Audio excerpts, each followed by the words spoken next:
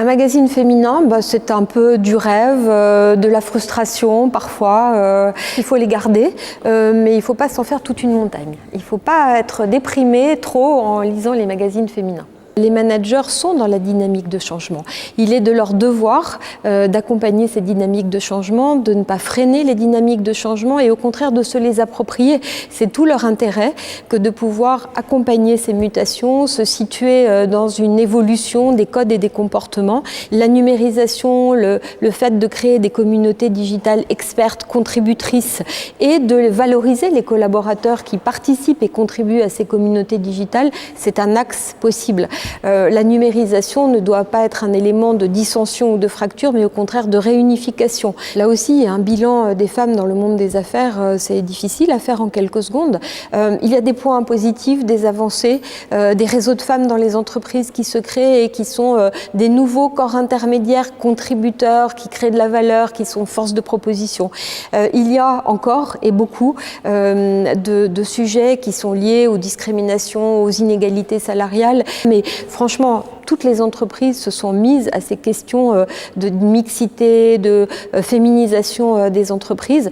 Il y a encore des trous énormes au bas de l'échelle, en haut de l'échelle, avec le nombre des femmes qui doit monter dans les comités de direction et les comités exécutifs. Pour Fimalac, il n'y a jamais eu de grand écart. On se vit au contraire comme enrichi par ces diverses activités qui sont très différentes mais très complémentaires. La Revue des Deux Mondes, c'est un oiseau rare. Marc de la Charrière a toujours voulu la garder et la préserver comme un oiseau rare. C'est la culture de notre pays, c'est une culture historique, intellectuelle.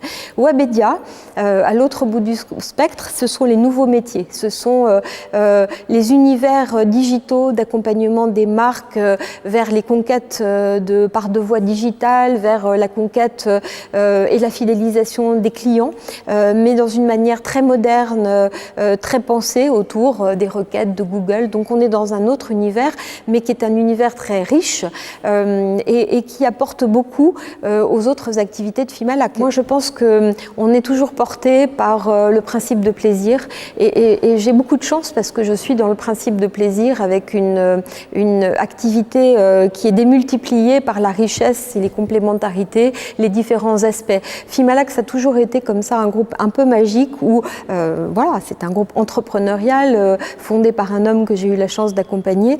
J'ai moi-même créé mon entreprise dans ce cadre-là.